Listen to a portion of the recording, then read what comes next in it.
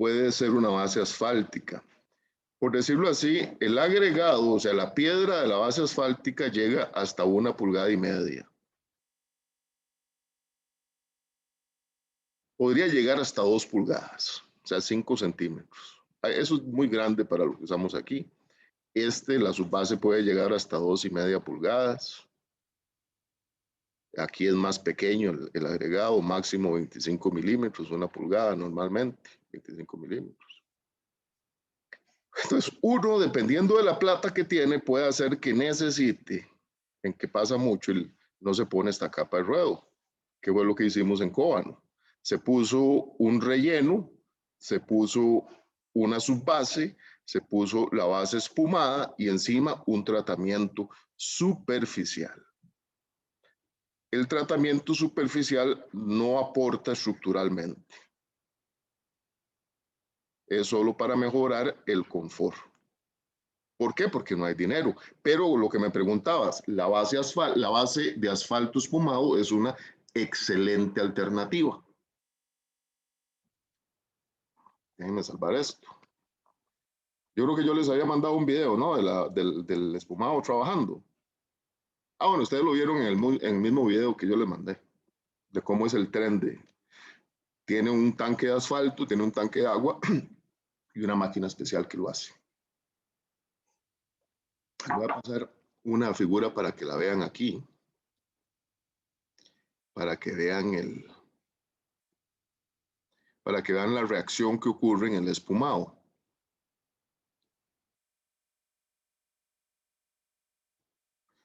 La máquina que hace el espumado cuesta $1 millón.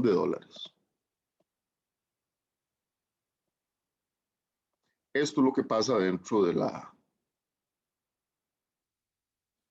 espumado. Entra el asfalto caliente por una parte.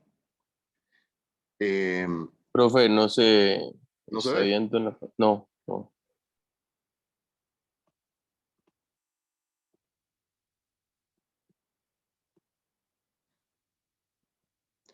Entra el asfalto caliente por una parte. Por un lado se mete agua y aire y eso provoca una explosión que es una espuma, que se hace normalmente a menos de 80 grados Celsius.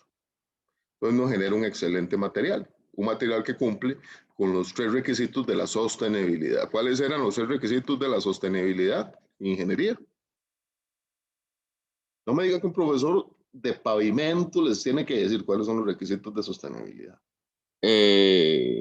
La economía, ajá, exacto, social, exacto, y ambiental. Eso es. Los 3 elementos. Y bueno, dentro de la investigación que estoy haciendo yo en mi laboratorio, en MATTEC, estoy ya teniendo, gracias a Dios, proyectos en espumado, proyectos en una nanopartícula que les había comentado que se llama grafeno. Las estamos usando en concreto, Portland Cement Concrete, en mezcla asfáltica caliente. También estoy trabajando con RAP emulsión.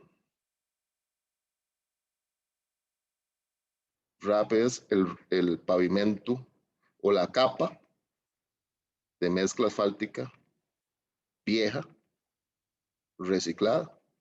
Esto nunca se había hecho en Costa Rica formalmente, lo habían hecho de manera muy empírica.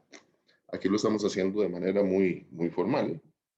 Esfumado, nanopartícula, RAP emulsión y Resinate. Pueden buscarlo en el sitio de Pedregal si ustedes quieren. También le llamaban antes Ecoarena, que es una resina de plástico reciclado, que se parece mucho a la arena.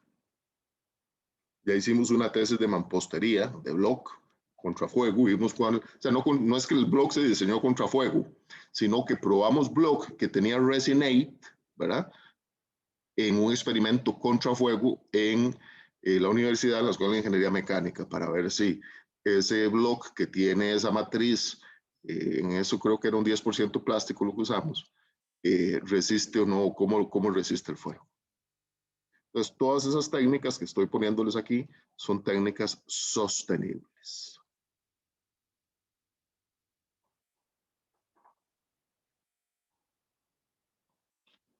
¿Ok?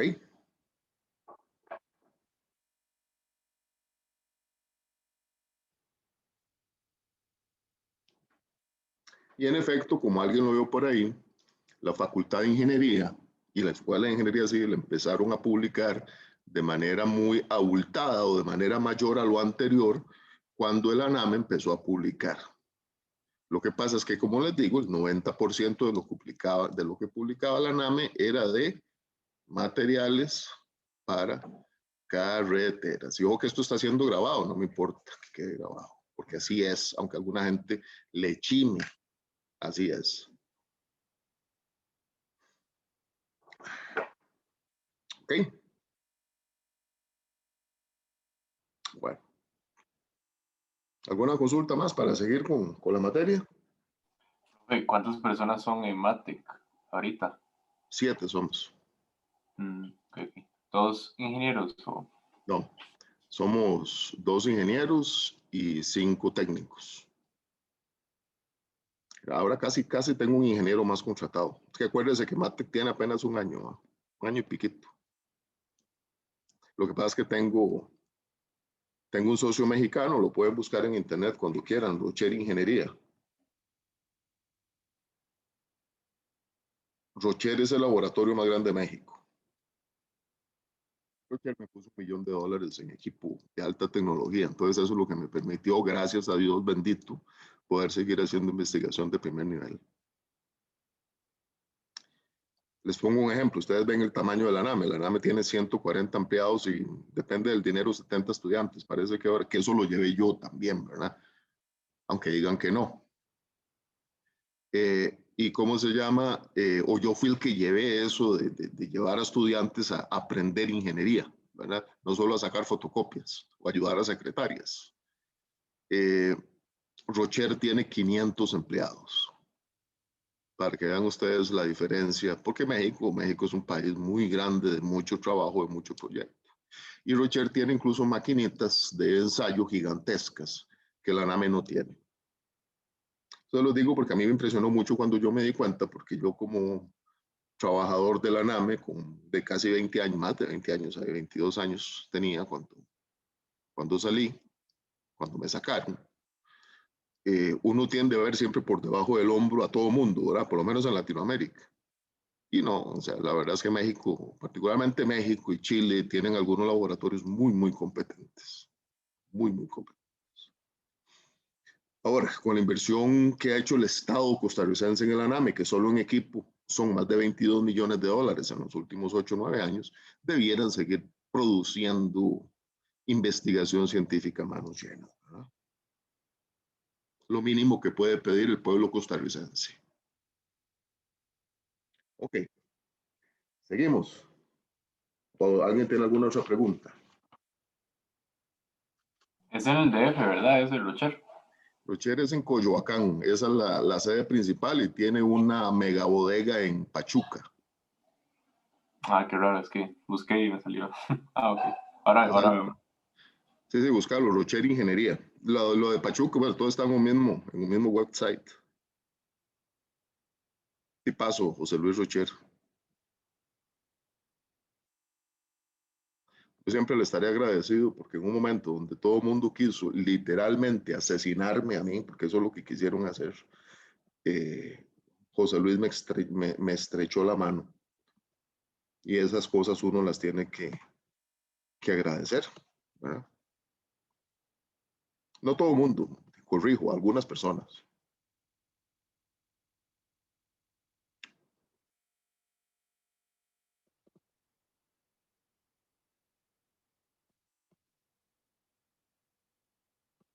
¿Alguna otra pregunta? Mónica, ¿alguna otra pregunta o sigo?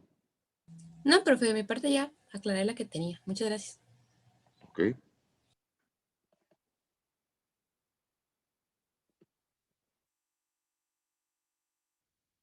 Ok, entonces siguiendo con el tema de centros de gravedad y centroides y de fuerzas distribuidas. Bueno, ya habíamos visto el concepto de primer momento, ¿verdad? El Q de X, que yo les decía que es fundamental en muchas aplicaciones de ingeniería. Que el Q de X, pues, el Q de X uno lo ve, yo me preguntaba muchas veces por qué uno seguía viendo eso. Después cuando me tocó estudiar maestría y cursos de doctorado vi que se aplicaba muchísimo. Porque yo decía, bueno, porque directamente no solo se ve el tema de centroides, ¿verdad? Y la verdad es que no. El Q de X tiene muchas, el primer producto tiene muchísimas aplicaciones, ¿verdad? Voy a copiarles una tablita aquí que es una tabla básica que ustedes tienen en el libro, que es para ubicar centroides.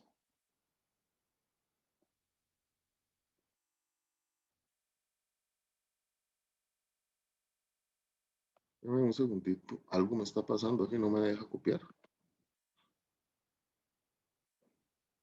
Ya.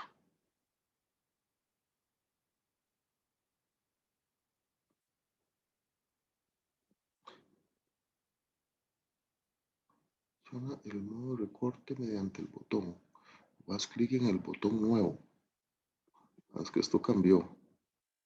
Recorte rectangular.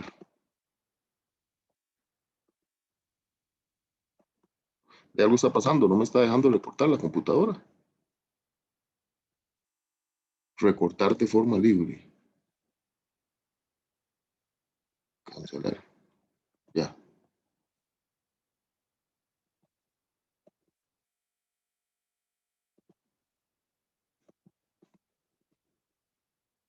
Ya. Ah, no. Ya. Ahora sí. Ya. Ya está funcionando. Ok. Pues esa tablita que les estoy pegando ahí, vamos a ver ejercicios en la tarea y ejercicios aquí de cómo es que se calcula un centroide para distintas formas geométricas, por ejemplo, para el triángulo. Pero ustedes de memoria van a tener, por rapidez, en la vida ya de la ingeniería se van a tener que acordar de algunos, ¿verdad? Como por ejemplo el del triángulo, ¿verdad?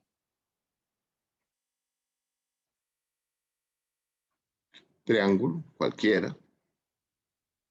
Básicamente nosotros sabemos que el centroide, digamos, por ejemplo, medido desde aquí abajo, de esta base, va a estar a una altura de h dividido entre 3. Eso siempre lo vamos a saber.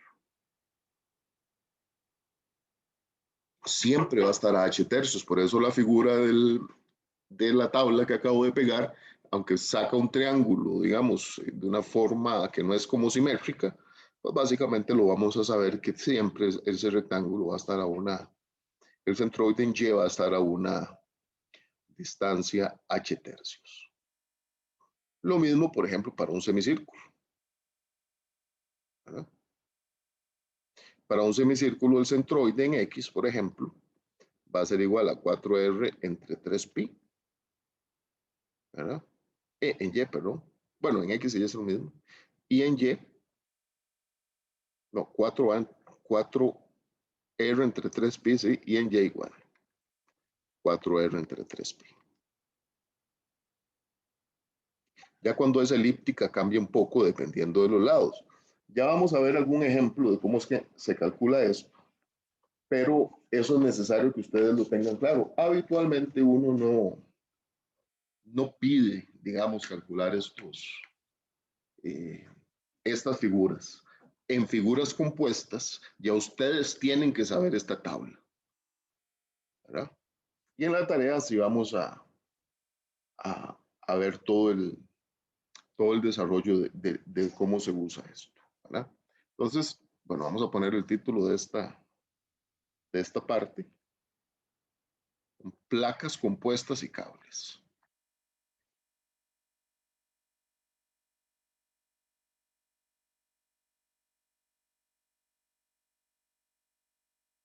Placas compuestas y cables. Entonces recuerden, los primeros momentos de área son importantes en muchas aplicaciones de la mecánica.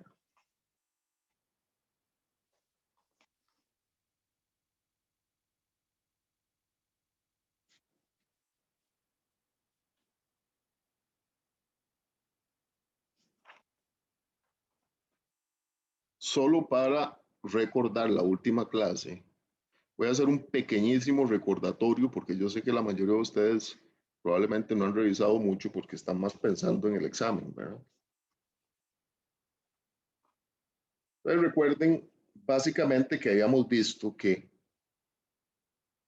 para un área, ¿verdad?, el centroide en X es igual a la integral de X de A dividido entre el valor del área. Esto venía del principio de momentos, ¿verdad? Venía de una sumatoria de momentos alrededor de cierto origen, ¿verdad? O, recuerden eso, ¿verdad? Y luego el centroide en Y era la integral de Y de A dividido entre A. Igual venía de un principio de sumatoria de momentos. Para cables era algo similar, ¿verdad? X era igual a la integral de X de L entre L y Y era igual a la integral de Y de L dividido entre L. Y habíamos visto que los primeros momentos, nada más voy a recordar uno,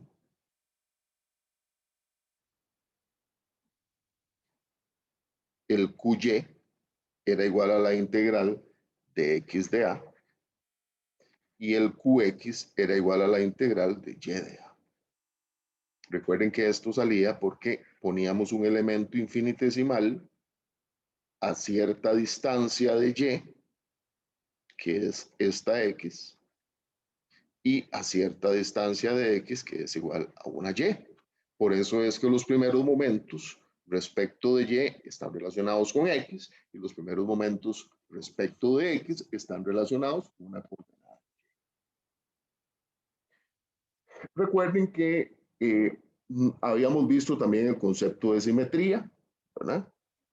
Que es básicamente cuando yo tengo dos puntos que están simétricos respecto de una línea, ¿verdad? Perpendicular a esa línea, entonces eso es simetría, ¿verdad? Es un pequeño repaso para recordar lo que vimos la última clase, ¿verdad? También habíamos visto que los ejes de simetría, que si un área o línea tiene dos ejes de simetría, el centroide va a ser donde se intersecan esos ejes, ¿verdad? Bueno, eso nada más para repasar un poquito lo que vimos aquel día. ¿Ok? El mismo concepto aplica para áreas compuestas, pongamos eso. El mismo concepto aplica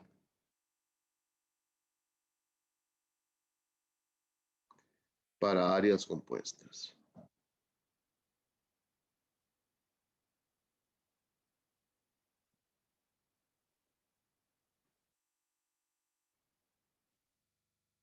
Entonces, por ejemplo, si yo tengo un área compuesta como esta, con un Z, Y y un X, tengo esta área que vamos a dibujar aquí.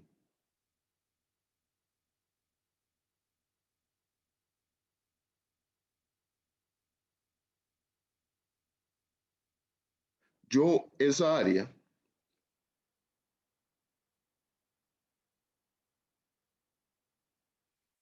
puedo dibujarla de la siguiente manera.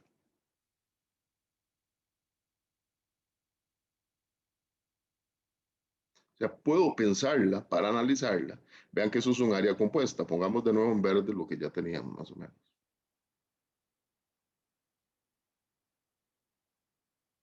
Entonces, yo puedo dividirla en áreas cuyos centroides ya yo conozco. Aquí tengo básicamente dos triángulos y un cuadrado, un rectángulo. Y también puedo decir que cada uno de esos puntos o cada una de esas áreas tiene, voy a ponerle G1, perdón, aquí, G1, W1, G2, W2 y G3.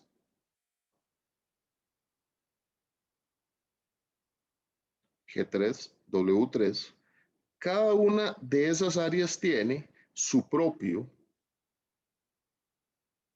centro de gravedad. Voy a poner entre paréntesis cada G sub I anterior.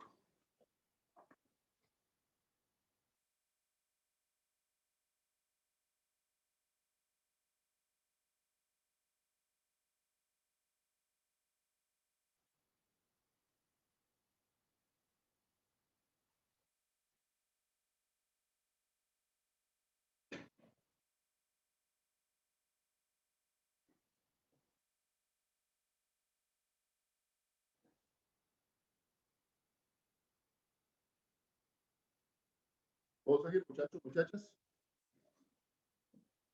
Un segundo, profe.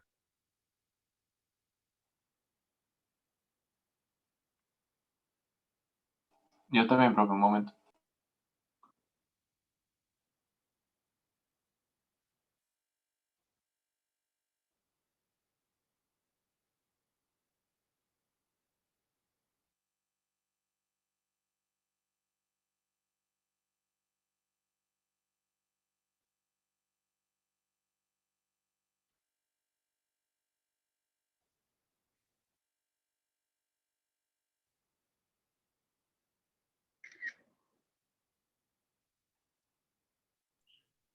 Listo, mi parte.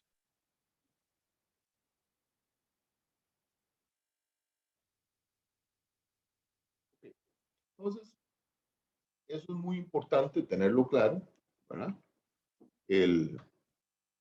Esto que acabamos de ver para lo que viene. Entonces, ¿qué es el concepto de centro de gravedad de una placa?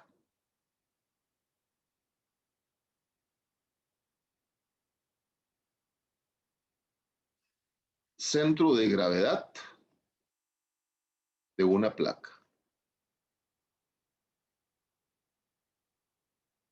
Entonces, es este X igual a la sumatoria de todos los X por W dividido entre W, y tenemos un Y barra grande que es igual a la sumatoria de todos los YW pequeños, ¿verdad? Entre el W total, ¿verdad?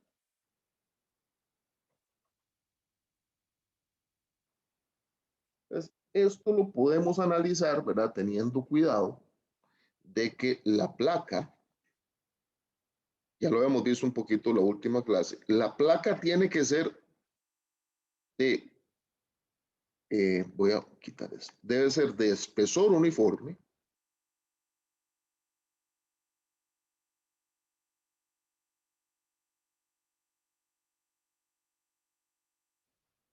y tiene que ser homogénea. ¿Qué era homogénea, muchachos y muchachas?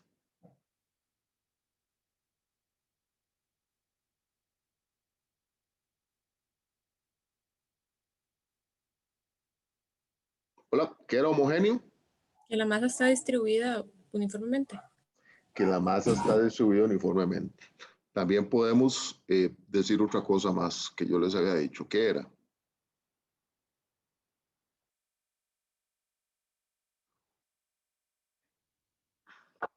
Pongamos aquí, Mónica fue la que dijo eso, ¿verdad?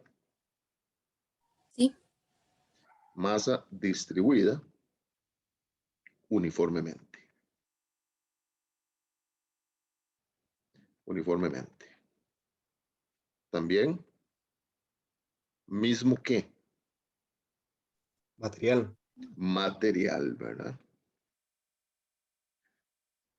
Hay que tener cuidado con eso porque hay materiales que, o sea, hay objetos, ¿verdad? Que no tienen el mismo material. Entonces hay que tener cuidado.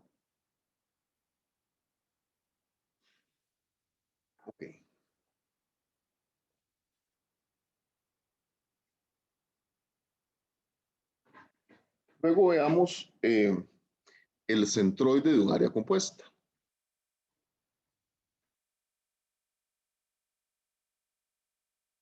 Utilizando el mismo ejemplo anterior de esa figura con dos triángulos y un rectángulo. Pongámosla, eso sí, ahora en un plano.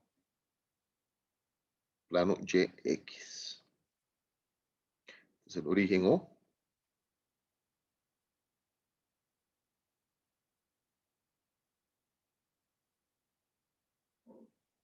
¿Verdad? Para todo esto Y, esto es X, este es el origen O, sí. Para todo esa área compuesta yo tengo una sumatoria de A y tengo un centroide C. Y tengo entonces un gran valor X barra mayúscula, que es el centroide medido desde Y, y tengo un gran valor, un Y mayúscula, que es el centroide medido desde X. Ahora, de nuevo, esto puede ser igual a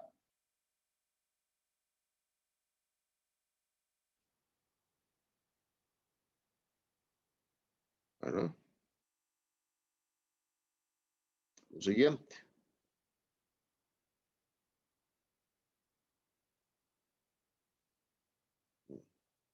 Eso no se ve bien, no se ve parecido, por lo menos.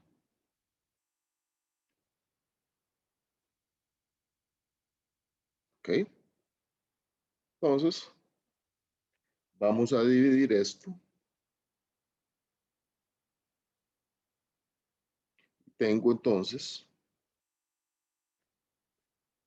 un área 1, un área 3 y un área 2. ¿Verdad? Esos tres sumados me dan el sumatoria de A del otro lado. Y tengo centroides en cada uno de ellos. Tengo un C3, tengo un C1 y tengo un C2.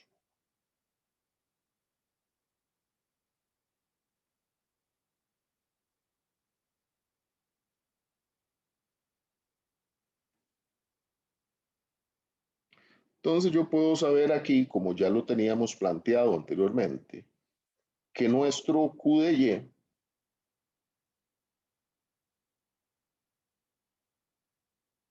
podemos decir que Q de Y es igual a X por la sumatoria de cada una de las áreas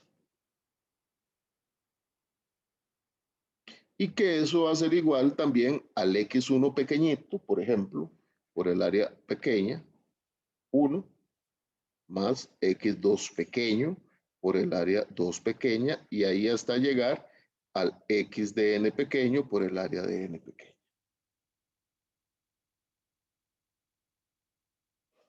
Igual para el Q de X, ¿verdad? El Q de X va a ser igual a Y mayúscula por la sumatoria de A1 más A2 más hasta llegar a un ADN. Y esto va a ser igual a un Y1 por A1 más un Y2 por un A2 más hasta llegar a YN pequeñito por el área de N. Entonces esto me lleva a un resultado, ¿verdad? Que es el centroide del área compuesta, donde yo básicamente calculo que Q de Y es igual a X grande por la sumatoria de las áreas y eso es igual a la sumatoria de X por A. Y tengo también que el Q de X es igual a la sumatoria de Y grande por la sumatoria de todas las áreas y esto es igual a la sumatoria de los Y pequeños por el A.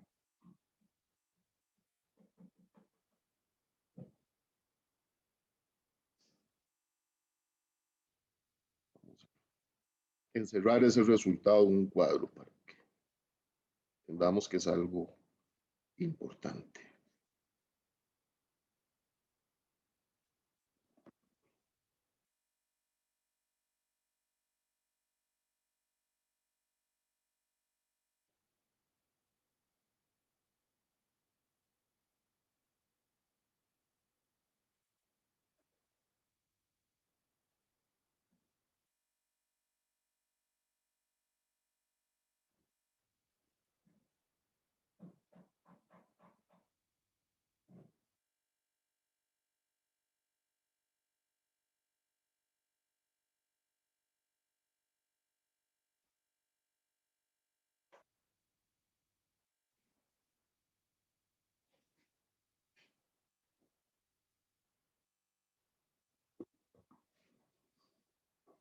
¿Puedo seguir, muchachos? Y por mi parte sí, profe. Ok. Hay una propiedad de los primeros momentos de área que ya la vimos la última clase, y es que Q de X y Q de Y pueden ser o positivos o negativos.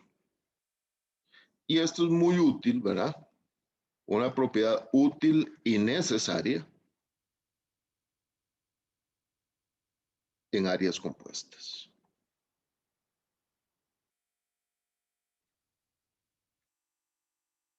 Por ejemplo, yo tengo esto, tengo esa, voy a cerrar esto, voy a cerrar esto. Ay, ya no puedo, bueno, no importa. Cuando yo hago esto ya no puedo borrar. Entonces usamos el borrador, el otro borrador. Ok. Ahora sí, insertar.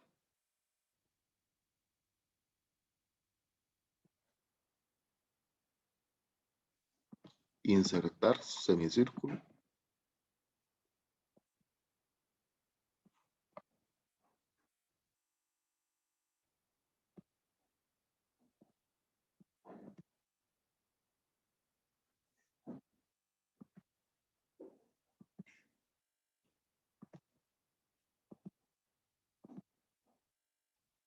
Insertar ahora otro círculo.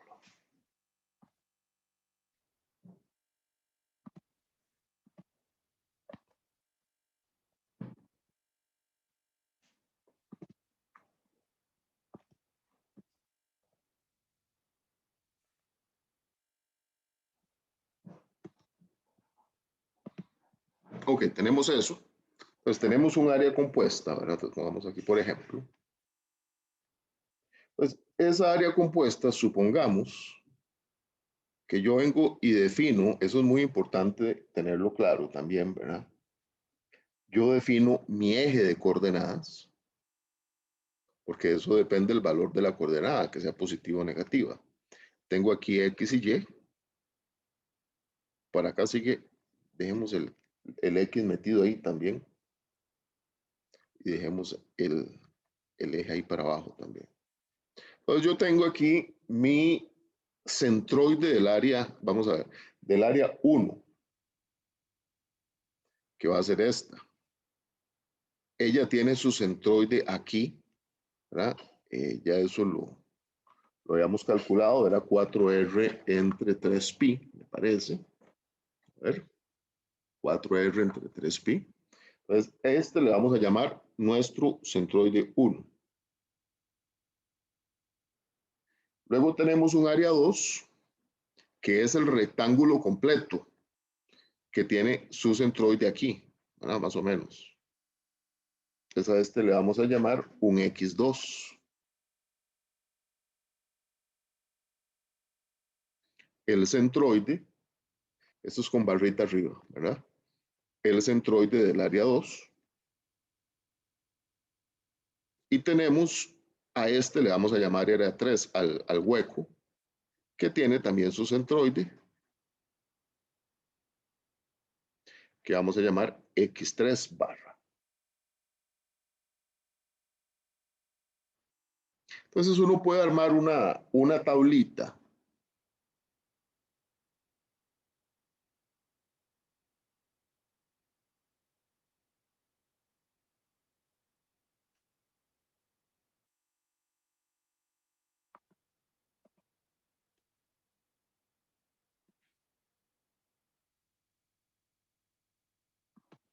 Una tablita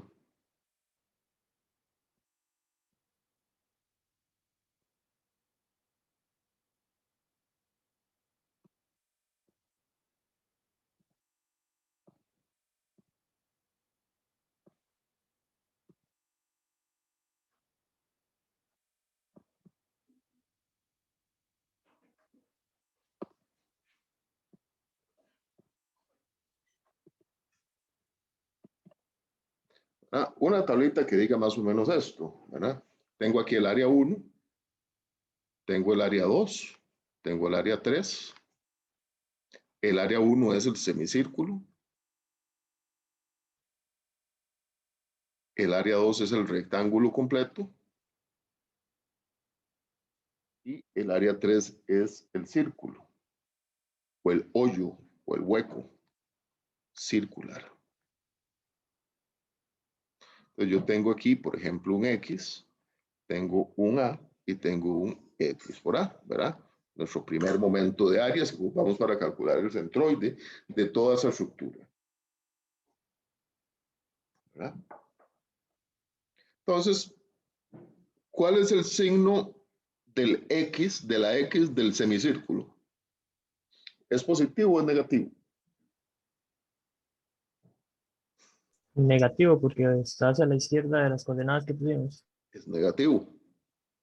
El del rectángulo es positivo y el rectángulo es positivo. Luego, el área de ese semicírculo es positiva, el área del rectángulo es positiva. ¿Y cómo será el área del círculo, del hueco circular? ¿Positiva o negativa? Negativa. Es negativa porque es un hueco, ¿verdad? O sea, no es sólida, entonces tengo que eliminarla porque eso me afecta al centroide, ¿verdad? Y entonces la sumatoria, que es de X por A, o el X por A me va a dar menos por más por más por menos.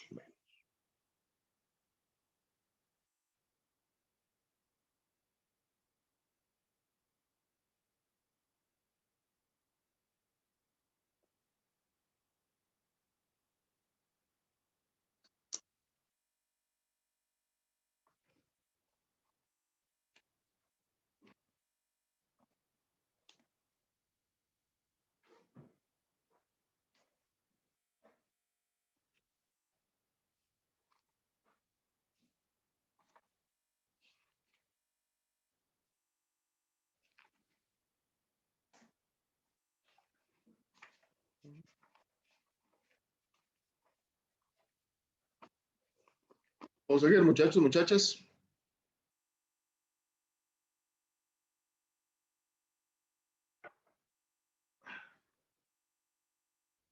Un momento, profe.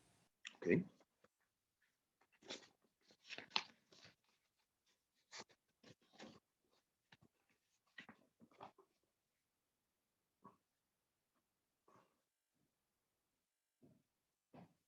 De mi parte, listo.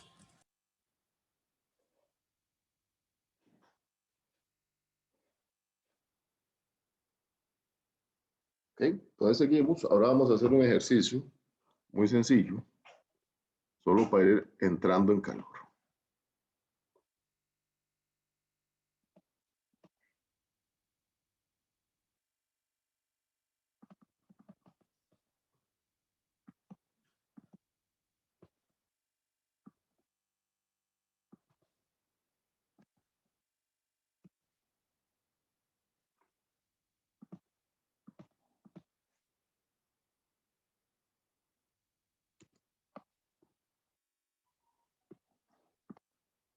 Entonces vamos a poner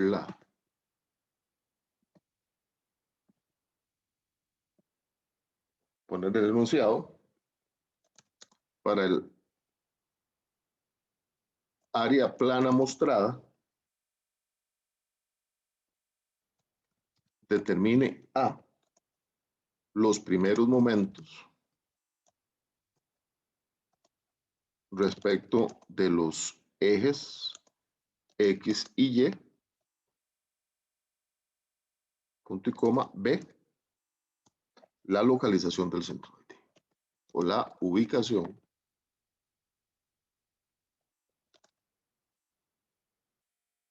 pues esta es un área compuesta, ¿verdad? Entonces lo que hay que hacer es ir dividiendo o haciendo el análisis por cada uno de los componentes. Vean que el ejercicio ya nos da el eje de referencia, ¿verdad? Entonces ese eje de referencia pues hay que tomarlo en cuenta para lo que sigue.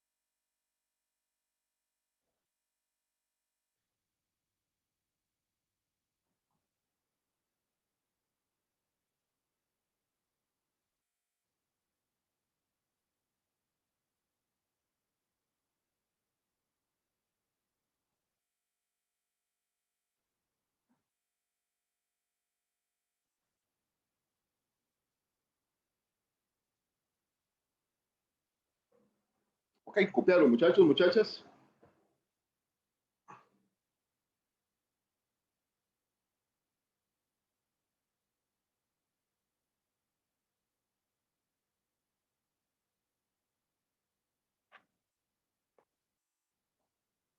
¿Cómo están listos? ¿Ya listos para el examen?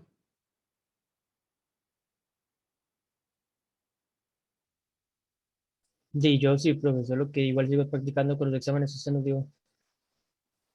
Vienen 3 ejercicios.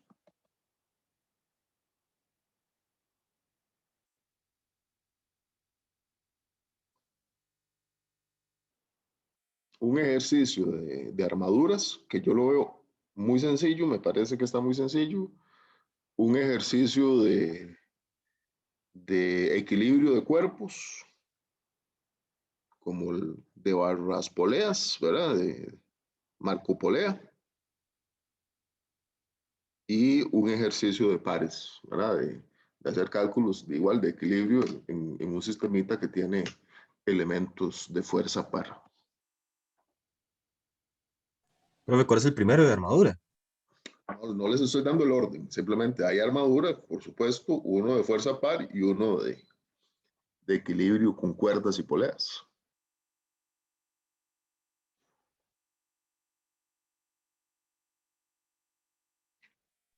Profe, viene el opcional todo o nada, ¿no? No, no, esta vez no. Claro, no son 3 horas, ¿verdad? Es menos de 3 horas el tiempo que se les va a dar. Creo que son 2 horas y media. Y hay que estar conectados al Zoom. Sí, tienen que tener la cámara puesta. Ok. Los va a cuidar, creo que Víctor. Esta vez vamos a hacer un cambio. Va a cuidar solo un profesor por examen. Vamos a estar todos los grupos juntos. Sí, ¿Y ese día usted nos manda el enlace o va a estar desde antes? yo se los paso. Yo voy a estar pendiente. Honestamente, yo no me siento muy cómodo. O sea, no es que me parece que es un experimento que hay que tener cuidado. Entonces yo voy a estar por ahí por cualquier cosa. Profe, y esas 2 horas y media que nos va a dar, viene incluido también para subir el examen, ¿verdad? No me acuerdo, pero creo que sí. Ok, ok. Ahí está detrás Luis Esquivel, que Luis el reglamento y todas esas cosas se las sabe requeta de memoria. Entonces, nada va a atentar contra la ley, ni contra los reglamentos, ni contra sus derechos, ni nada. O sea, todo va a ser apegado al reglamento.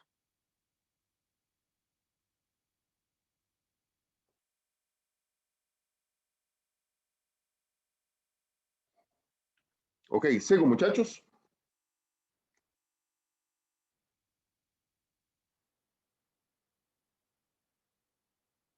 ¿Sigo o no sigo? Sí, profe.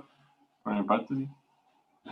Ok, entonces aquí la estrategia, ¿verdad? Es ir dividiendo eso en áreas, ¿verdad?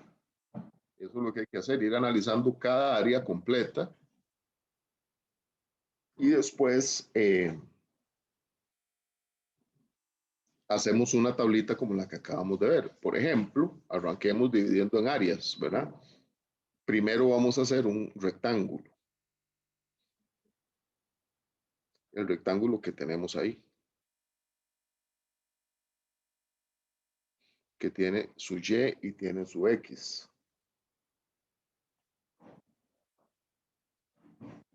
Aquí está su centroide, ¿verdad? Ya nosotros sabemos que el centroide de este, abrirle ese punto, el centroide de un rectángulo está en el puro centro, ¿verdad? Y medios y X medios. Pues si eso es cierto, yo sé que desde Y tengo una distancia de 60, ¿verdad? Porque la cota era 120. Y yo sé que desde X tengo una distancia de 40 porque la cota de altura es de 80. Milímetros, milímetros. Luego, ¿qué tengo? ¿Verdad? Sigamos. ¿Qué puedo tener? Puedo meter otra figura sólida, que es lo que tengo aquí abajo. ¿Qué tengo aquí abajo? Un triángulo. ¿Verdad? Un triángulo que es más o menos así, que llega hasta aquí. ¿verdad? De nuevo, esto es Y, esto es X. Y yo sé que el centroide del triángulo se encuentra a 1/3 de la altura, ¿verdad? Entonces tengo de aquí a aquí 1/3 de la altura, ¿verdad? Entonces esto es X dividido entre 3, solo para recordarlo, 120 entre 3, y eso me da 40 milímetros. Y el otro, el que tengo en Y, entonces viene por aquí en este eje, que tengo en Y va a andar por aquí, igual a 1/3 de la altura, ¿verdad? Es esta altura que tengo de aquí a aquí, que es igual a Y tercios. Voy a ponerlo de una vez menos Y entre 3, ¿verdad? Menos 20 porque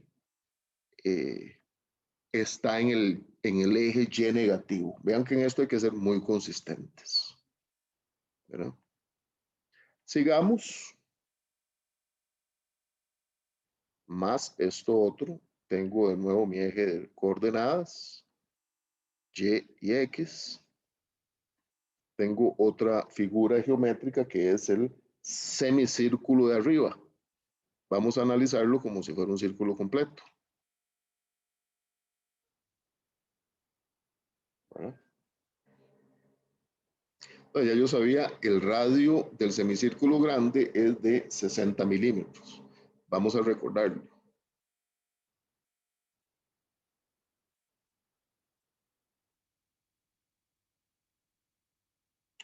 Yo sé que la altura que tengo de aquí a aquí son 80 milímetros.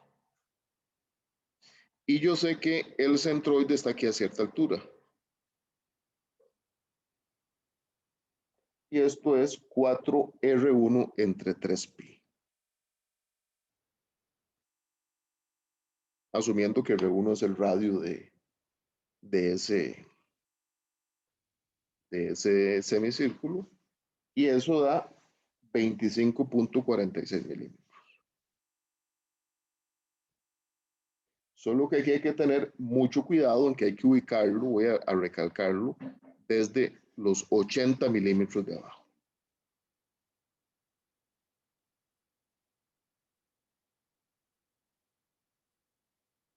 Y luego el centroide en el sentido de las X, pues es más sencillo, ¿verdad? Porque es de aquí a aquí.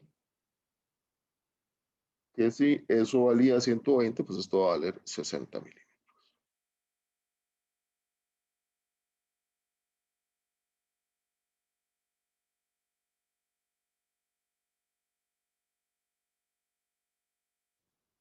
Y ahora voy a restar el boquete, que es ese círculo completo, eh,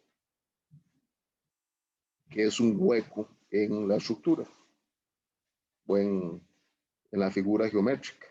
Y X. Tengo eso ahí. Es muy importante tenerlo claro, ¿verdad? Lo tengo a cierta altura. Como es un círculo completo, su centroide está en el puro centro del círculo. Aquí. Entonces no hay ningún problema, ¿verdad? Yo sé que de aquí a aquí tengo cierta altura. Ya la tenía acotada, ya sabía que eran 80 milímetros, ¿verdad?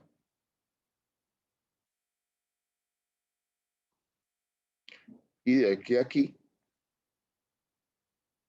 igual ya yo tenía la cota, que es la mitad de la altura, 60 milímetros. Es la mitad de la distancia, 60 milímetros.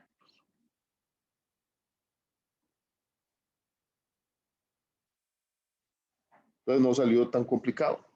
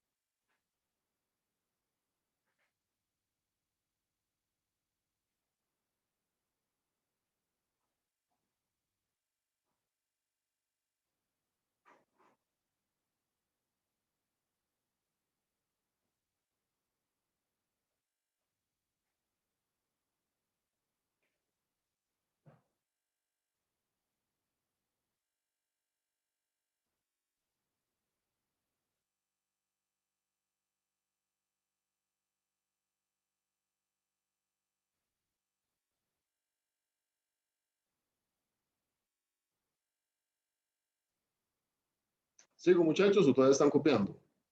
Un segundo, profe. Ok.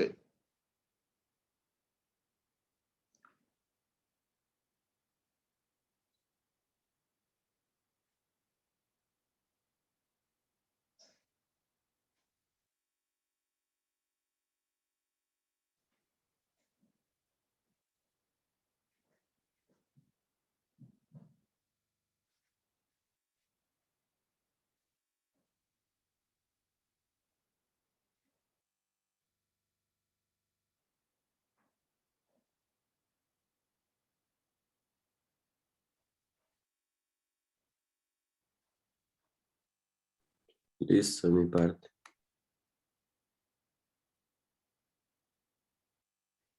Ok, sigo, muchachos. ¿Todos están listos? Vemos entonces. Pues ahora vamos a plantear una tablita como la que teníamos anteriormente.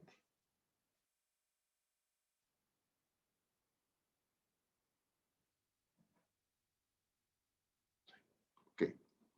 Vamos a plantear una tabla similar.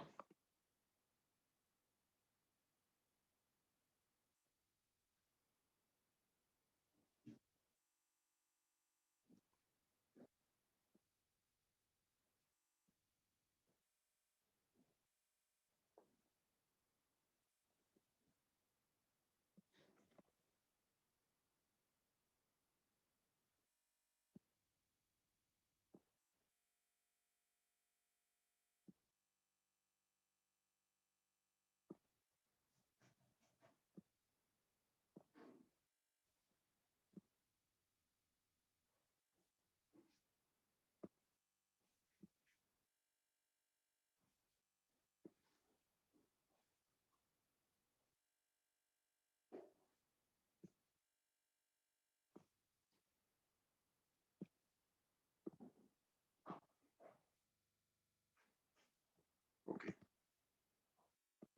Entonces vamos viendo a ver qué elemento tenemos. O qué elementos tenemos. Tenemos los componentes.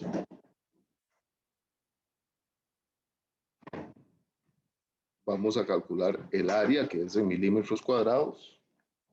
Luego tengo el centroide en X, el centroide en Y. Tengo mi X por A, milímetros al cubo, y tengo mi Y por A, igual en milímetros al cubo. Entonces, el primer elemento que tengo es el rectángulo.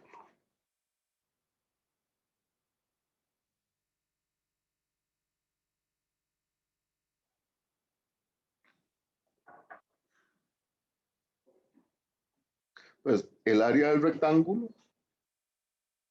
¿Cuánto es el área del rectángulo? ¿Qué me puede decir? Largo por ancho, ¿no? Sí, entonces, ¿cuánto es?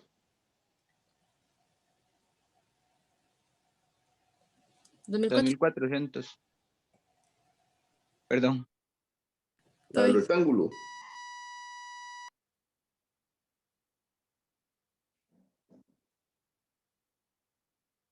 Sí, profe, el rectángulo. 2400. ¿Por qué 2400? ¿No serían 9600? Sí, 9600. Es que lo hice con el centroide yo. Ah, ok. El área del Y las rectángulo es 120 por 80, ¿verdad? Por 80. Y eso es igual a 9.6 por 10 a la 3 milímetros a la 2. El área del triángulo. ¿Cuánto es el área de un triángulo? Bueno, 3600 me dio ahí, que es base por altura y entre dos. Exacto. Es un medio de 120 por 60 y eso es igual a 3.6 por 10 a la 3. Después tenemos el semicírculo. Esto es igual a un medio de pi por 60 a la 2, ¿verdad? Por el radio a la 2. Y eso es 5,655 por 10 a la 3. Y finalmente tenemos el círculo, que es, pongámosle una vez el signo, menos pi por 60 a la 2. Y eso da menos 5,027 por 10 a la 3. Luego, los centroides ya los teníamos calculados, ¿verdad? El triángulo en X es igual a 60, Profe, ¿sí? a mí no me dio eso el círculo. No sé qué pude haber hecho mal. Es que me dio menos 1.13 por 10 a la 4. Ese, Pero este es con el 40, ¿no? Ah, sí, pi por 40, tenés razón. Sí. Entonces, pi por 40.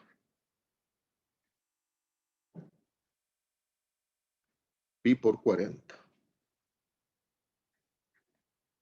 Exacto, pi por 40, porque es el radio inferior, el radio 2. Muy bien. Luego, en X tenemos el centroide, el primer elemento da 60, el segundo nos daba 40, el tercero nos daba 60, ¿verdad? Y el cuarto nos daba 60 también. En Y, el primero nos había dado 40, el segundo nos había dado menos 20, el tercero da 105,46, ¿verdad? Hay que recordar que este era igual a la suma de 80 más 25,46. ¿Verdad? Y el último nos daba en Y una altura de 80. Entonces, hasta aquí vamos bien. Ahora hacemos los X por A, cada uno de ellos. 60 por 40. El 9,6 por 60. Esto da más. Aquí hay que tener mucho cuidado con las unidades por el tipo de exponenciales que estamos teniendo, ¿verdad? 576 por 10 a la 3. Este da 144 por 10 a la 3. Este da, vos que estoy poniendo los signos, porque el X por allá lleva signo. 339,3 por 10 a la 3. Y el último, que es negativo, da menos 301,6 por 10 a la 3. La sumatoria, entonces, de los X por A es igual a más 757,7 por 10 a la 3. ¿Ok? Y ahora hagamos los Y por el A, ¿verdad? Que sería el primero 9,6 por 10 a la 3 por 500, por 40, ¿verdad? Por 40. Entonces el primero da más 384 por 10 a la 3. Segundo da menos 72 por 10 a la 3. El otro da más 596,4 por 10 a la 3. El otro da negativo, menos 402,2 por 10 a la 3. Hay que ponerle atención a este, ¿verdad? Aquí no es negativa el área. Aquí lo que tengo negativa es la cota en Y, ¿verdad? Y finalmente, la sumatoria de los Y por el A, ojo que este Y y este X tienen una barrita, es igual a 506,2 por 10 a la 3. Pongámoslo a propósito que eso es positivo.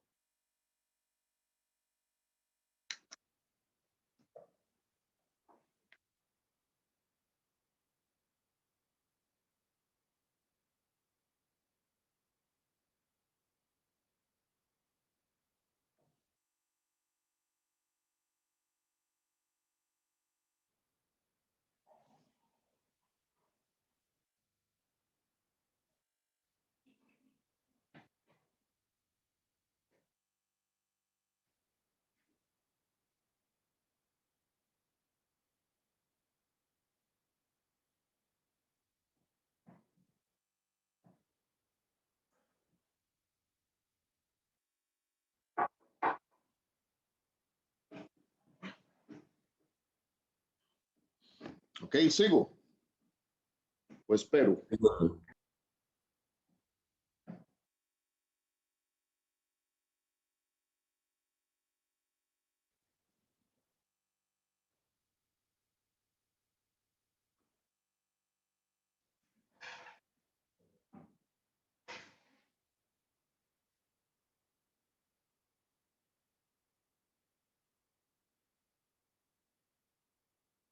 Listo.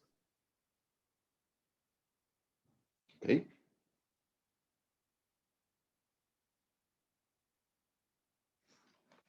Entonces, por favor, ustedes calculen los primeros momentos de área y calculen la localización del centroide, la ubicación del centroide, a ver cuánto les da. Les voy a dar 3 minutos, 5 minutos. 3 minutos lo pueden hacer con lo que ya vimos.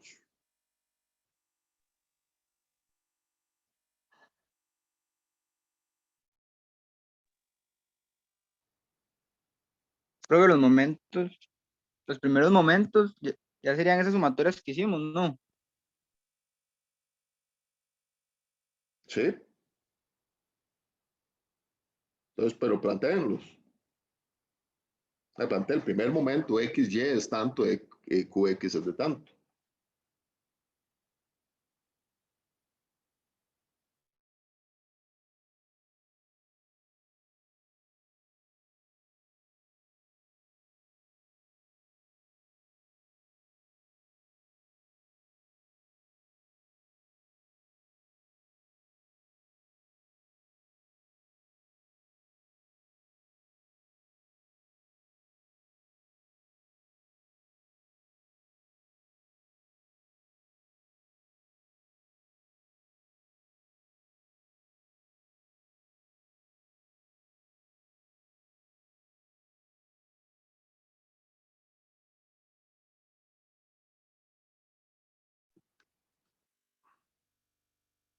Entonces, para la parte A de los, por lo tanto, los primeros momentos de área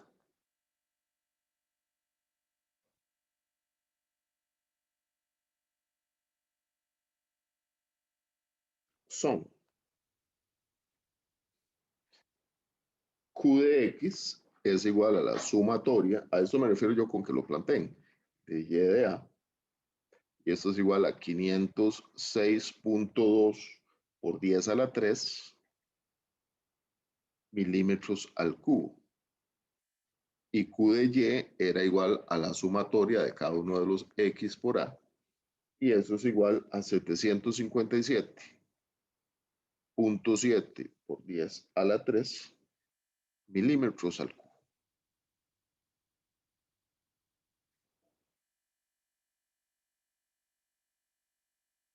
Entonces, esta es la parte A. Ahora la parte B, por favor, hagan ustedes también.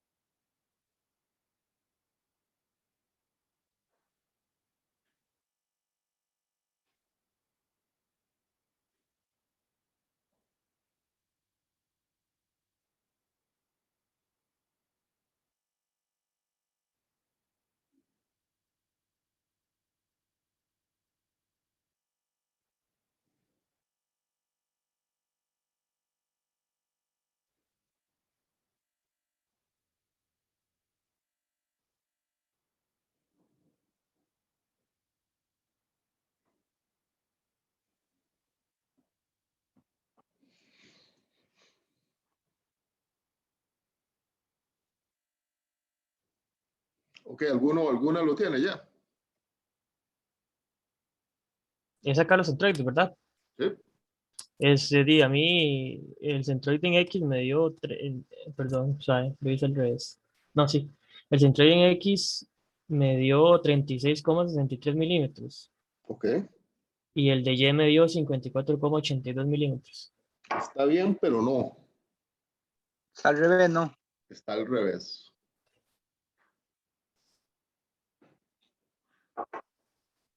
Muy bien, vamos a plantearlo. Por eso es que yo les digo que es necesario plantear las cosas. X barra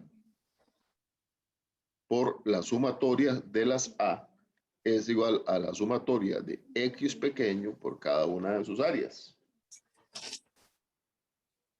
Por lo tanto, ya yo había calculado la sumatoria de las áreas. No, ¿verdad? Voy a ponerla aquí, muchachos. La sumatoria de áreas da 13.828 por 10 a la 3. 13.828 por 10 a la 3.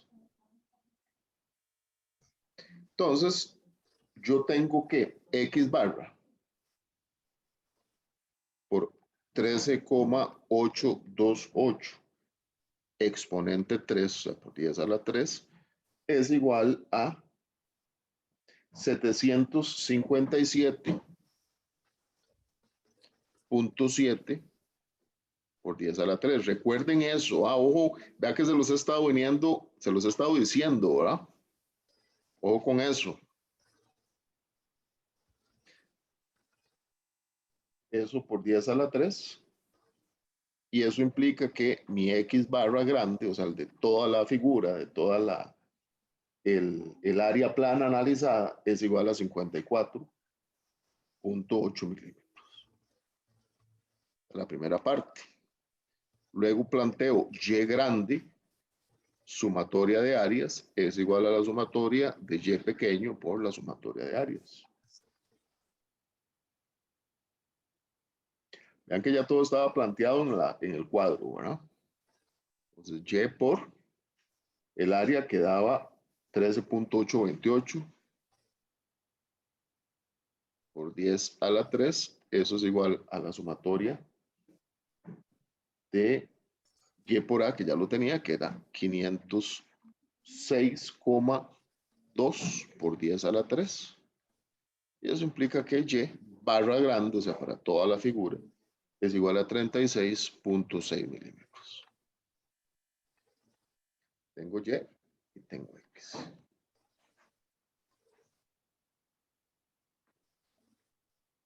Si yo hago un dibujito rápido, sencillo de esto, con mi misma figura geométrica,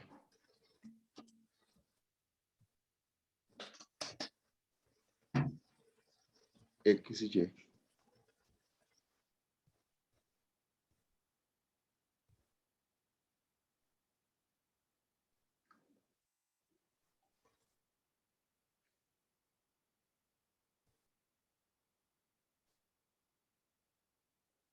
La figura, eso me está diciendo que el centroide está ubicado más o menos aquí, ¿verdad?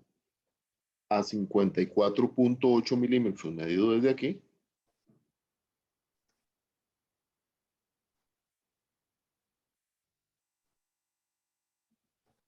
Y a 36.6 milímetros.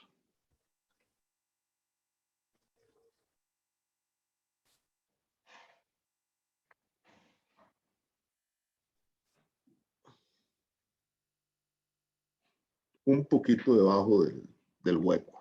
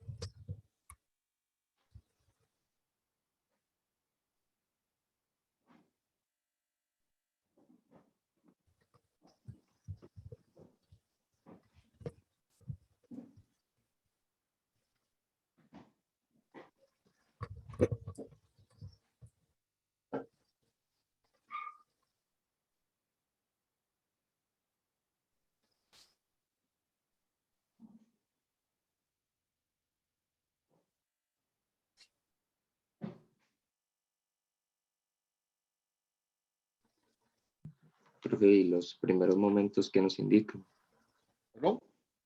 los primeros momentos que nos indican en la figura. No, los primeros momentos son una herramienta para llegar a calcular el centroide. Ah, ok. Pero en softwares o en cálculos a pie tampoco, no solo en software, sirven para otras cosas, por ejemplo, para encontrar puntos de simetría, por ejemplo. Y sirven para calcular otras cosas en otros temas de mecánica de materiales o en elasticidad. Gracias.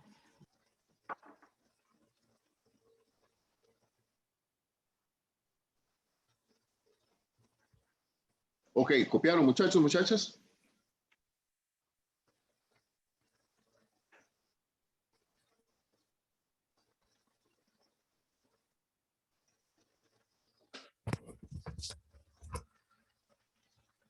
La oreja. No aguanto.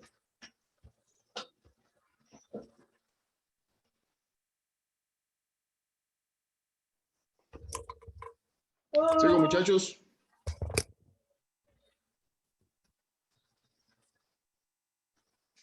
Ok, bueno, sigamos.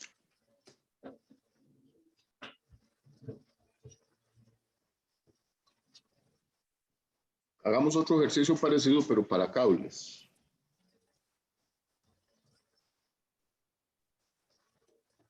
Pues, determine la ubicación del centroide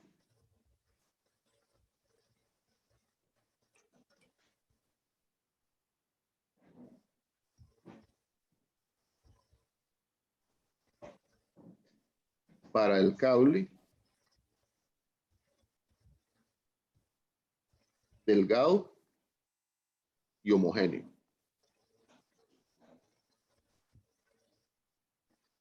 Mostrado.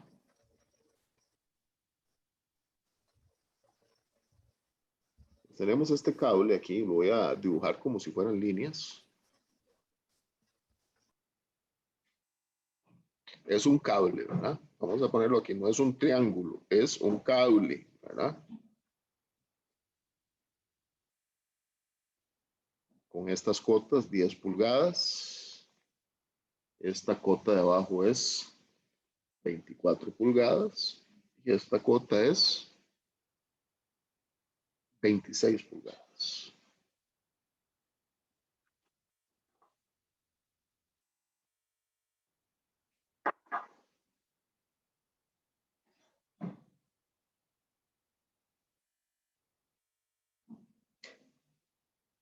Ok, cópienlo, por favor.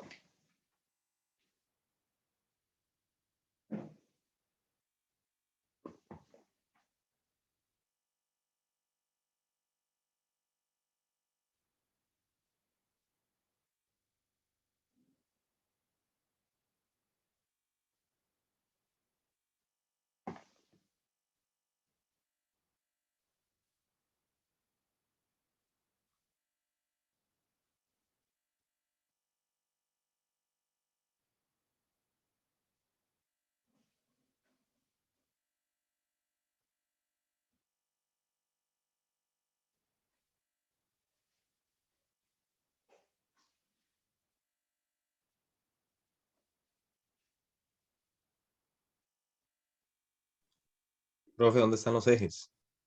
Ah, muy bien. Los vamos a poner convenientemente en este punto, que vamos a llamar A. Uno los podría poner en otro lado. Entonces, bueno, eso es una buena aseveración. No se los había dado porque estaba esperando que alguien me preguntara. Entonces, en efecto, yo tengo Y, tengo X,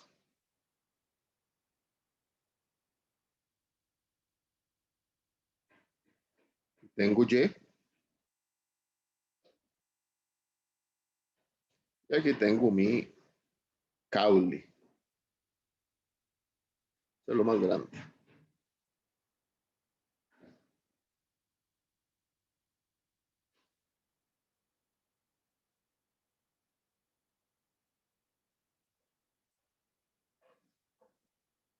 ¿Ok?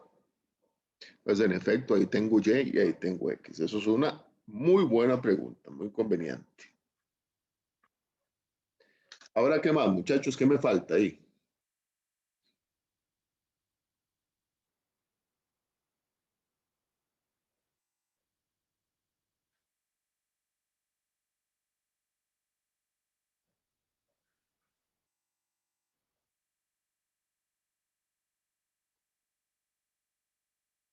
Profe, quizá determinar nodos. 1, 2, 3.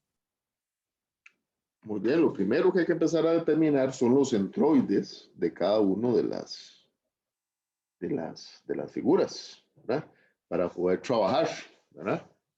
Entonces vamos a irlos ubicando. ¿Dónde están? De color a rojo.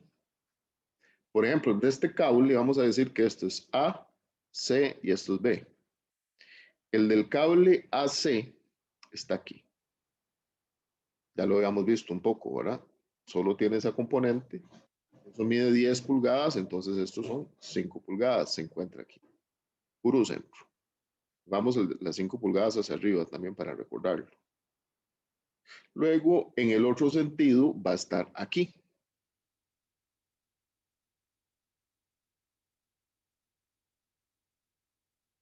Si yo proyecto esto aquí, pues va a estar ahí en el puro centro. Y de aquí hasta aquí va a estar aquí, ¿verdad? Ya habíamos dicho que esos eran 24 pulgadas, entonces estos son 24 pulgadas, 12 pulgadas, perdón, 12 pulgadas. Entonces vamos ubicando el centroide. Y de casualidad, en el cable de abajo, en el cable AC, digamos, en el componente AC, entonces también va a estar, como es completamente rectangular, lineal, 12 pulgadas.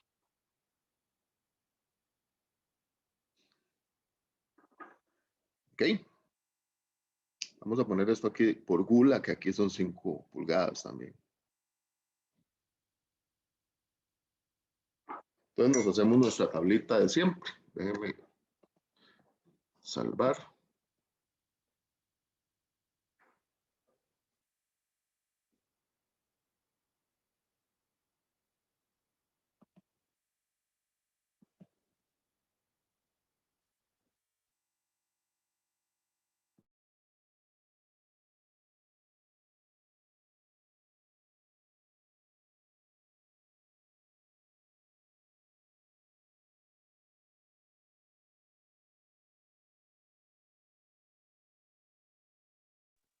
Entonces me jalo mi tabla para acá. Bueno, voy a ponerla en el otro, en la otra filmina.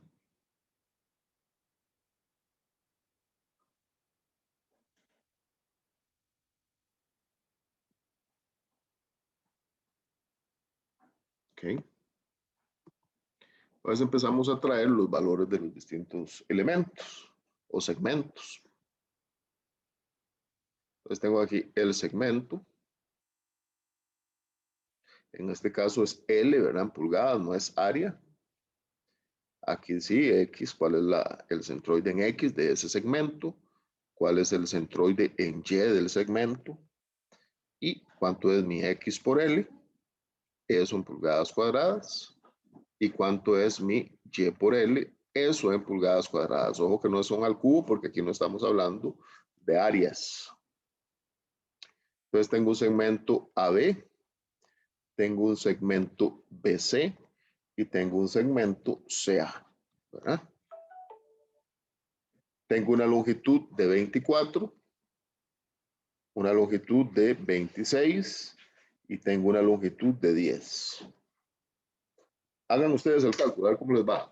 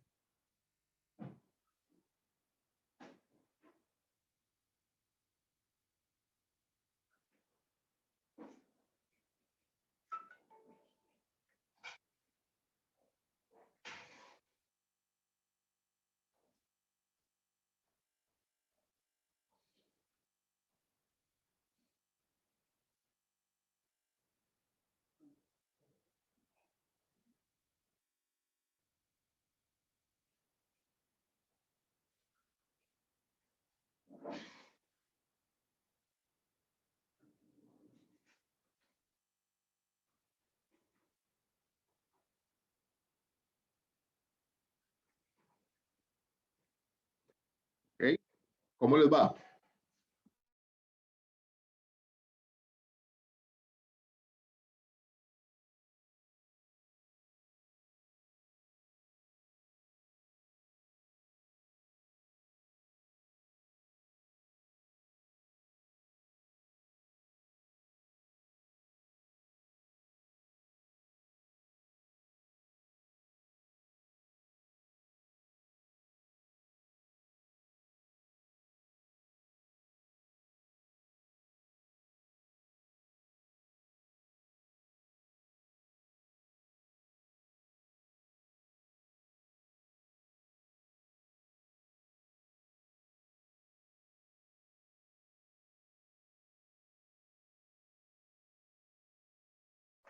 ¿Cómo les va, muchachos, muchachas? Sí, pero yo creo que ya terminé. ¿Cuánto te dan X? X por longitud me dio, bueno, voy una por una. AB me dio en XL 88. Ajá. Luego AC, o sea, ¿verdad? Eso me dio en X0 y YL me dio 50. Y BC me dio en XL 312 y YL 130. Muy bien. ¿Quién me habló ahí, perdón? Cristian Cristian, ¿qué apellido? Siles, Muchas gracias, Cristian. En un gusto. efecto, ya teníamos los centroides. En X es 12, para BC es 12 y para CA correctamente es 0, ¿verdad? Luego para Y, 0 en AB, ¿verdad? Ojo que esto está muy bonito para ir viendo estas cosas. Esto es 5 y CA es 5. Luego el X por L, ¿verdad? Es 24 por 12, da 288. 26 por 12 da 312 y el otro multiplica por 0. Entonces es 0. Este multiplica por 0, entonces aquí es 0. Después aquí es 130 y aquí es 50. La sumatoria de las longitudes es igual a 24 más 26, que eso da 50, y 10 da 60. La sumatoria de X por L es igual a 600. Y la sumatoria de los Y por L es igual a 180.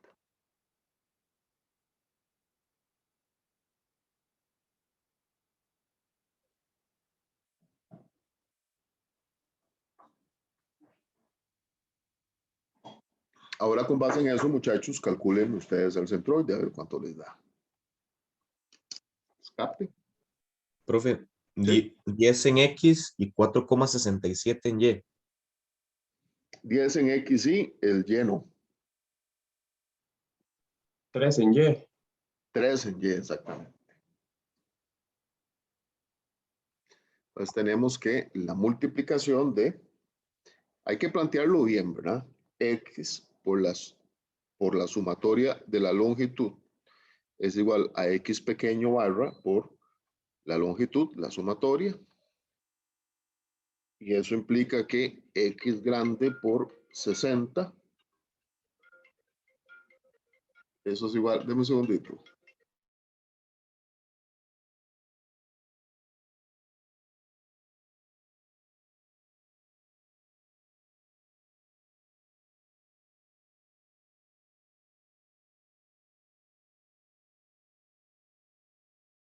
X por 60 es igual a 600.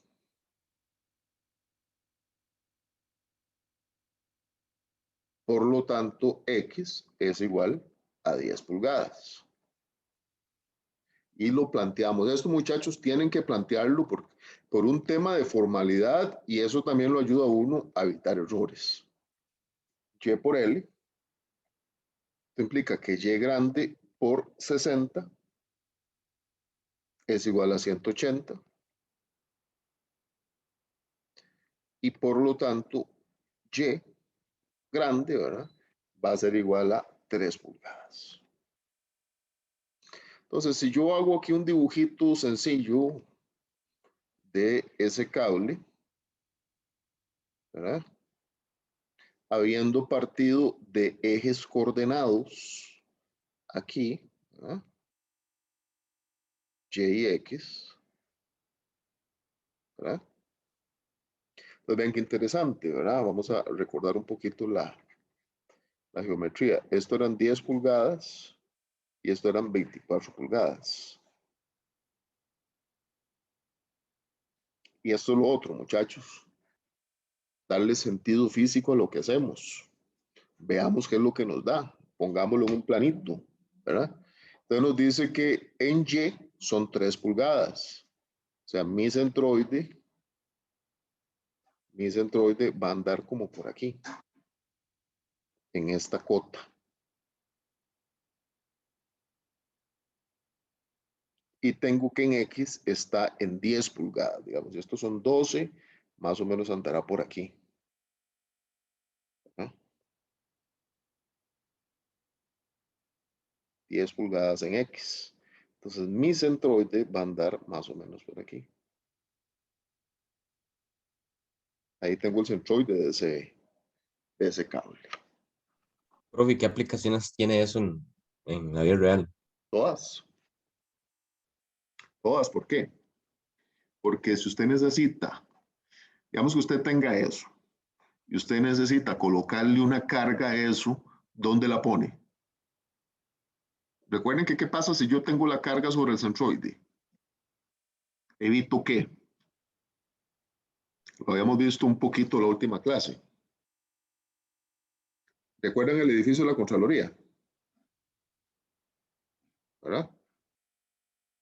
Tenemos digamos, el centro geométrico que anda como por aquí. Tenemos el centroide o el centro de gravedad realmente que anda por aquí. Esto me genera lo que se llama una excentricidad. Si yo aplico fuerzas aquí, en cualquier sentido, se me genera un momento, o sea, una tendencia a rotar alrededor de qué?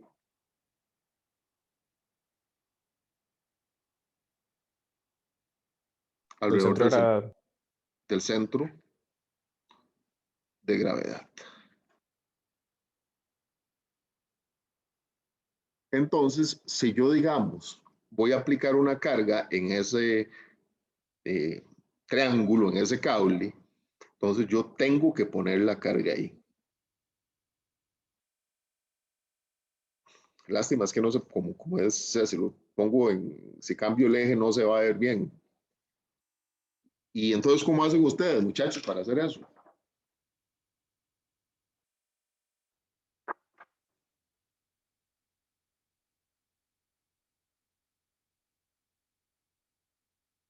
¿Cómo hacen para poner la carga ahí? Digamos que ese cable sea de acero, cable grueso. O digamos, no digamos que es un cable, digamos que es un tubo sólido, como una varilla. Es más, digamos que es una varilla, que esto es una varilla. Una varilla número 10, que es una varilla muy gruesa, así. Si se las pongo casi en escala real, es como así, más grande que eso.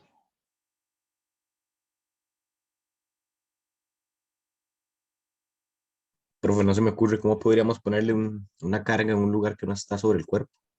Eh, como el cable va en las líneas, perdón, las varillas van en las líneas. Vamos que fuera una varilla. Usted puede soldar algo aquí. Solda, en realidad suelda, pero suelda un elemento de acero más. Y usted le mete la carga ahí. Así se hace en la vida real. Usted tiene, por ejemplo, esto. ¿A qué les parece esto?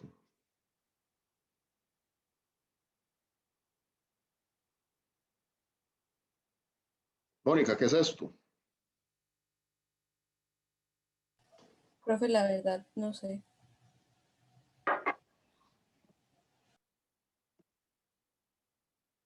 Andrés Castro, ¿qué es eso? No, no sé, profe.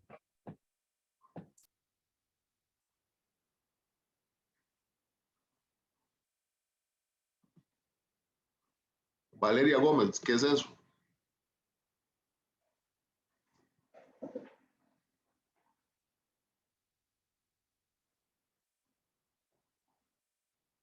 ¿Está por ahí, doña Valeria? Ahí contestó en el chat, profe. Ok, no sé. Perling. ¿Todos saben qué es un perling? ¿O no saben qué es un perling? Ahora sí, Una pregunta. Perfil Al... valorado. Un perfil, ajá. Ah, bueno, Un eso lo casero. quisiera lo mismo.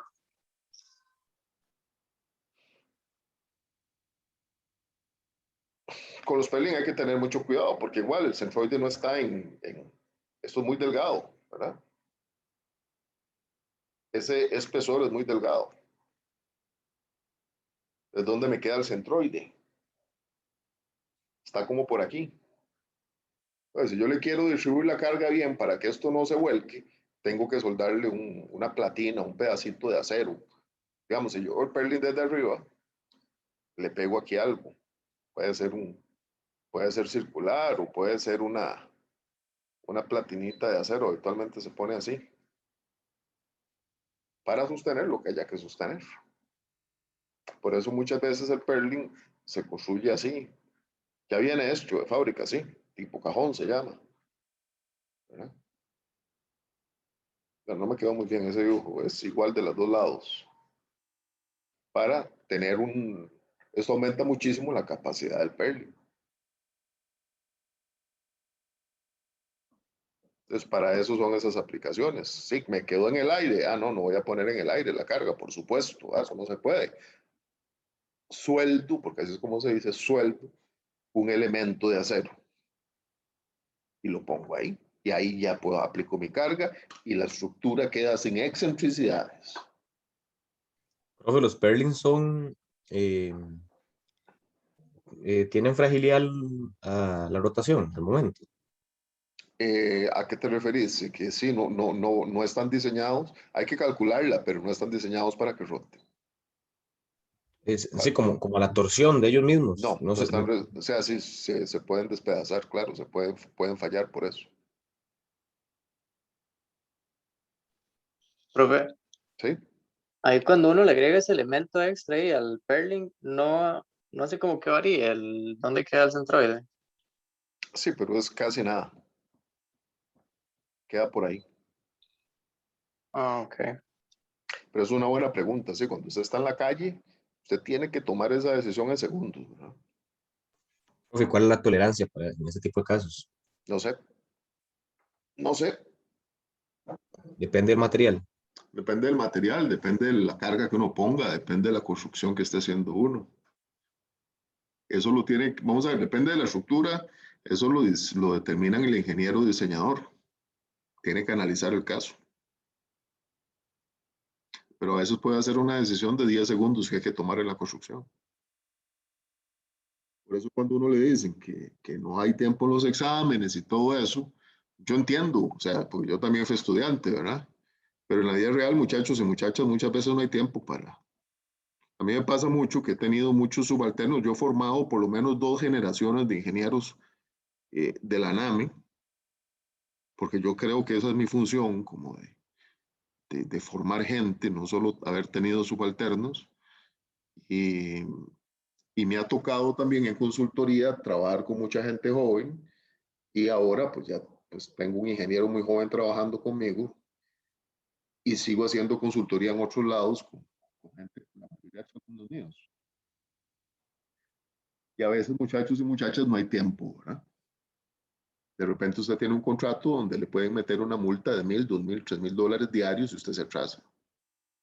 O usted está en una chorrea de una construcción y algo pasa, y usted tiene que tomar la decisión en segundos o en minutos, porque si no la chorrea falla y falla todo, ¿verdad?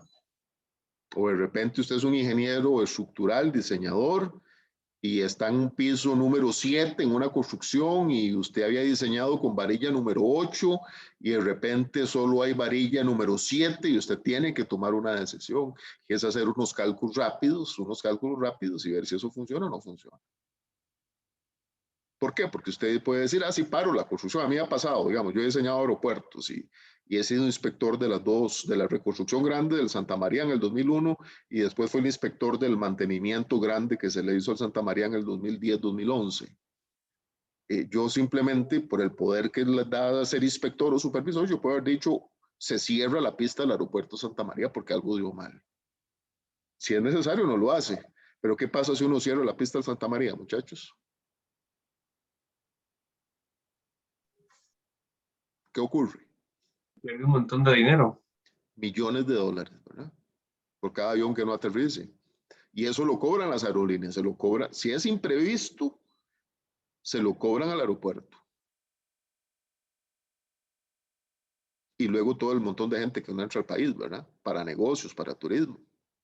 Entonces, uno, muchachos y muchachas, en la vida real tiene que estar preparado para tomar decisiones eficientes y correctas con mucha presión.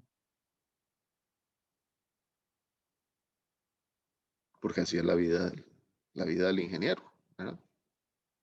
A veces no, pero muchas veces sí. Y hay que ser capaz de manejar distintos niveles de presión, ¿verdad?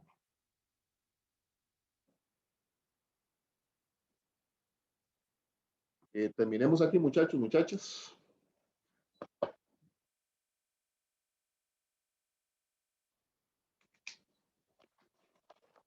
No les voy a dar más para no atiborrarlos antes del examen. Profe, yo tenía una duda que no tiene que ver con las clases. Dígame. ¿Qué es lo que decide cuánta carga puede soportar una calle, digamos, que a veces ponen rótulos? Un análisis de mecanicista que se llama de la carga y se proyecta cuántas cargas puede soportar esa calle de cierto tamaño. Pero eso no, la falla de un pavimento no es por carga monotónica que falla. Ya te voy a decir qué es eso. Si usted tiene, digamos, usted tiene este marco que es de concreto ahí, digamos, como de una bodeguita o algo así, digamos, que eso mide 5 metros por 6 metros de alto, por decirlo así. Y usted aquí pone un cilindro, digamos que esta viga tiene 20 centímetros y es hecho con varilla número 4, que es la que habitualmente ustedes ven en las construcciones. Estoy inventando. Y usted pone aquí una carga de 100 toneladas, esa estructura falla de inmediato. Eso es falla monotónica. Uno eso lo calcula cuando uno hace un diseño de una estructura de ese tipo. En pavimentos no es así. Pavimentos difícilmente la distribución de carga de las llantas va a provocar un colapso de esa manera. Lo que en pavimentos tenemos es una progresión al daño.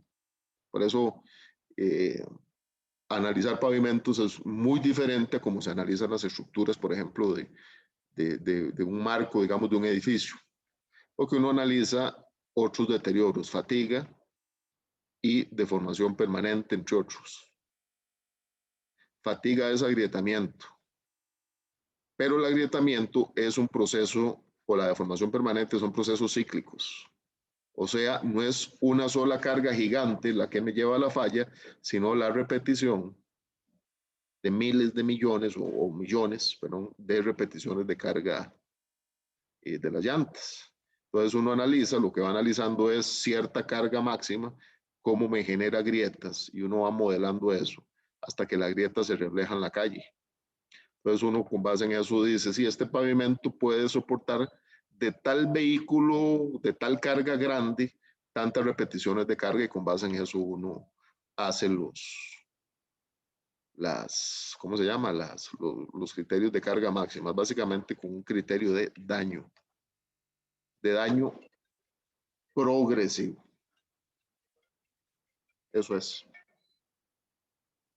Pura vida, profe. Un gusto. Profe, Sí. otra pregunta, más o menos por el mismo lado. ¿Por qué en circunvalación están haciendo pasos a desnivel y no puentes? Están haciendo excavaciones y no puentes en altura. Eso es más fácil hacer excavaciones que puentes, eso es lo primero.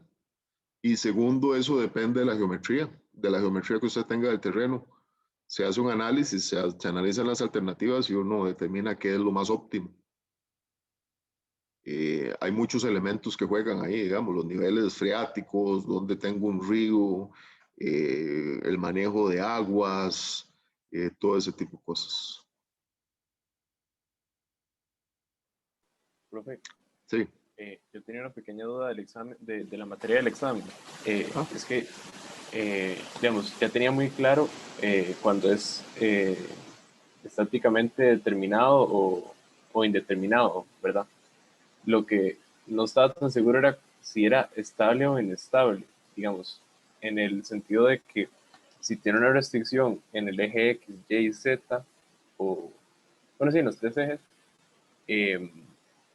o en los dos ejes, pero no en el momento, sí, sigue siendo